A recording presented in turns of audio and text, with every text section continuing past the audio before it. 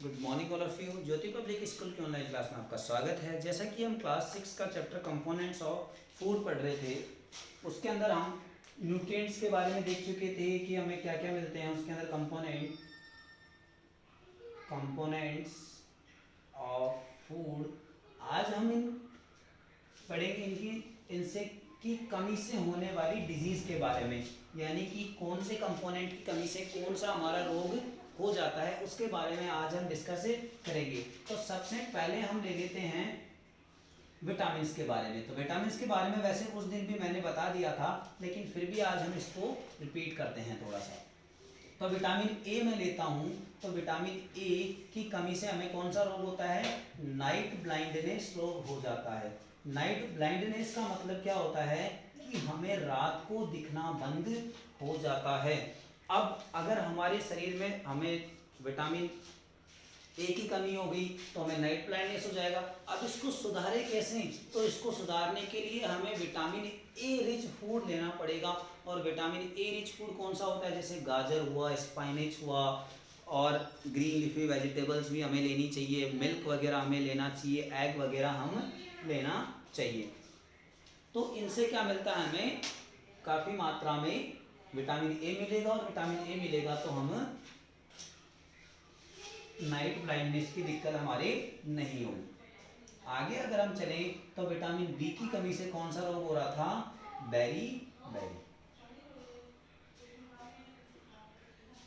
अगर हम इस बेरी बेरी रोग के बारे में बात करें तो बेरी बेरी रोग जो विटामिन बी की कमी से हो रहा है, इसमें क्या होता है? पेशेंट को क्या होता है? सफरिंग फ्रॉम सो वीकनेस, बहुत ज़्यादा कमजोरी आने लग जाती है। दूसरी अगर हम बात करें तो एपेटाइट, भूख वगैरह कम लगने लग जाती है उस पेशेंट को, और it can be enlarge heart and paralysis. उसको पैरालिसिस हो जाएगा, उसका हर्ट बढ़ता चला जाएगा, उसका हर्ट थोड़ा सा बड़ा हो जाएगा। यानी कि हम इसमें बात करें तो इसके सिम्टम्स की, तो पैरालिसिस आने की, पैरालिसिस। दूसरा होता है क्या?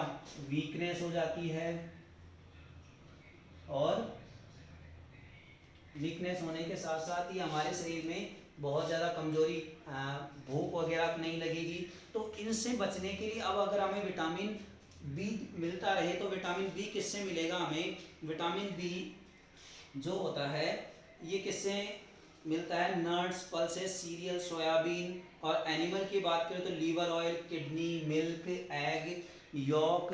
जो एग यॉक होता है उन सभी चीज़ों से हमें क्या मिलता है? विटामिन बी मिलता है। तो अगर हम ये चीज़ें लेते रहेंगे तो हमें विटामिन बी प्रॉपर मात्रा में मिलता रहेगा और हमें बेरी बेरी रोग नहीं होगा।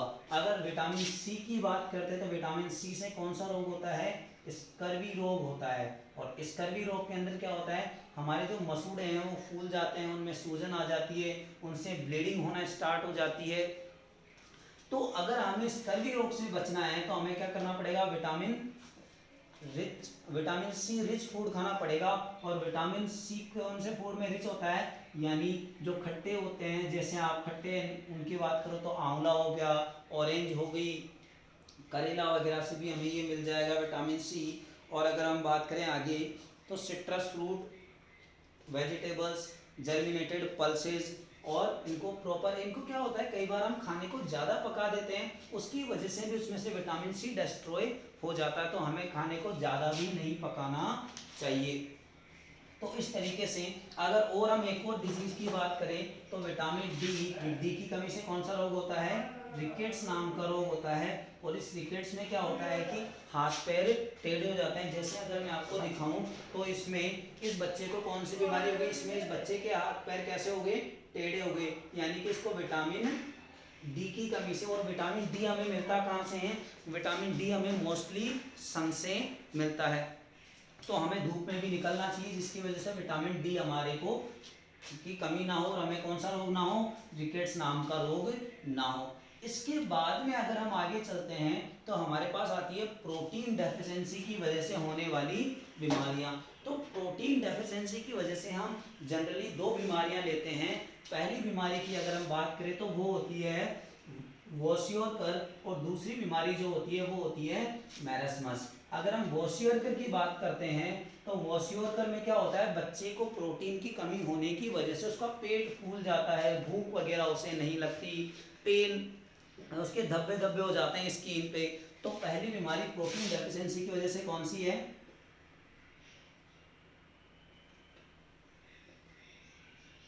Protein deficiency disease. तो पहली कौन सी है, वॉशियरकर। वॉशियरकर के अंदर क्या होता है कि फेट, विटामिन वगैरह की कमी, प्रोटीन की कमी से हो जाती है, बॉडी में सूजन आने लग जाता है, पेट उसका फूल जाता है और उसको भूख वगैरह भी नहीं लगती है उस बच्चे को। अगर दूसरी बीमारी की बात करता हूँ तो कौन सी बीमारी होती है, मैरस्मस नाम की बीमारी हो जाती है। और ये मैरस्मस केवल प्रोटीन नहीं, कार्बोहाइड्रेट, फैट, प्रोटीन, इन तीनों की कमी से होने वाला रोग है। इसके अंदर क्या होता है, बच्चा बहुत ज़्यादा सूख जाता है, बहुत ज़्यादा पतला हो जाता है, उसको भूख वगैरह नहीं लगती, बहुत ज़्यादा पतला होने के साथ साथ ही लूज ओवर द,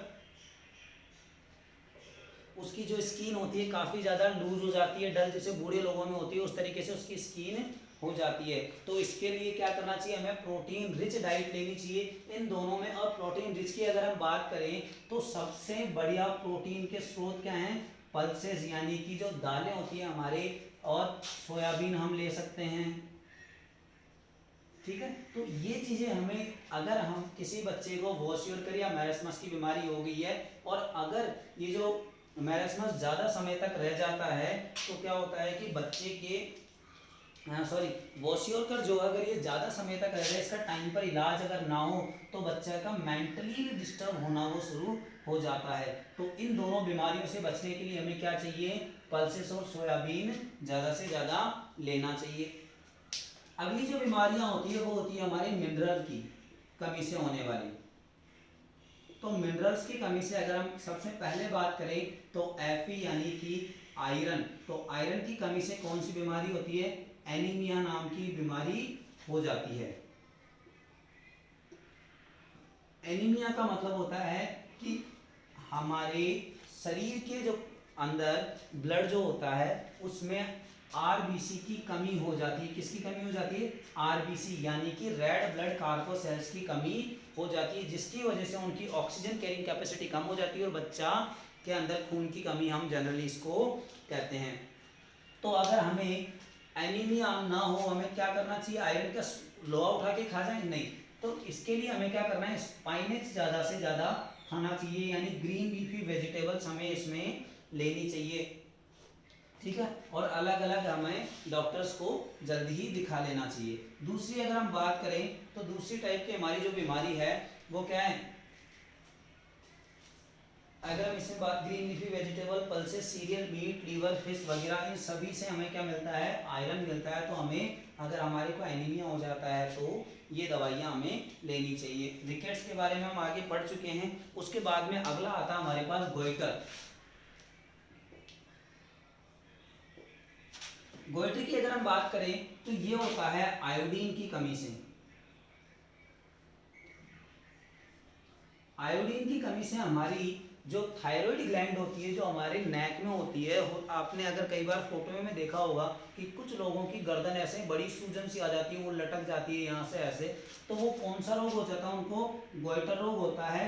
और ये किसकी कमी से होता है, आयोडीन की। आयोडीन हमें कहाँ से मिलता है, सॉल्ट के अंदर हमें ये प्राप्त होता है। तो हमें इसको, सिम्टम्स हमने देख लिए, गले में सूजन आ जाती है और क्या होता है, धीरे धीरे उसको सुनाई देने की क्षमता कम हो जाती है। और अगर किसी बच्चे को थायराइड की प्रॉब्लम हो जाती है तो उसको क्या होता है कि उसकी ग्रोथ भी प्रॉपर नहीं होती है, उसकी ग्रोथ रुक जाती है, यानी रिटार्ड हो जाती है। Iron deficiency lower the mental ability, उसकी जो क्या होती है कि मेंटल सोचने समझने की क्षमता भी कमज़ोर हो जाती है।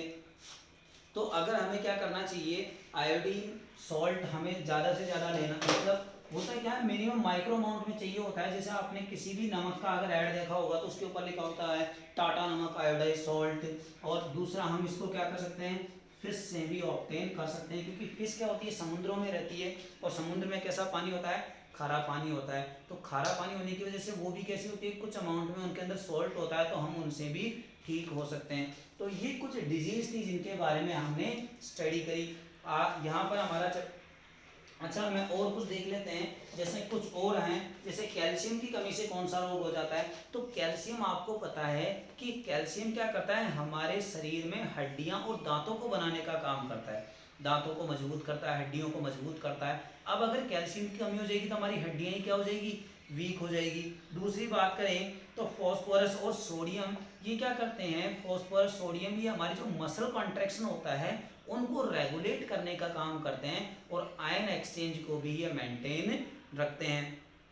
आयोडीन हमने देख ही लिया। और फ्लोरीन क्या करता है, हमारे डेंटल कैविटीज, यानी आपने सुना होगा इस पानी के अंदर तो बहुत ज़्यादा फ्लोराइड है, फ्लोराइड होने की वजह से धीरे धीरे घुटनों में ज़्यादा दर्द होने लग जाता है, घुटनों के जो जॉइंट्स होते हैं वो प्रॉपर वर्क नहीं करते, डेंटल कैविटीज़, दांत खराब हो जाते हैं जो लोग फ्लोराइड का पानी पीते हैं। तो इस तरीके से ये कुछ मिनरल्स हैं जिनकी हमने स्टडी करी।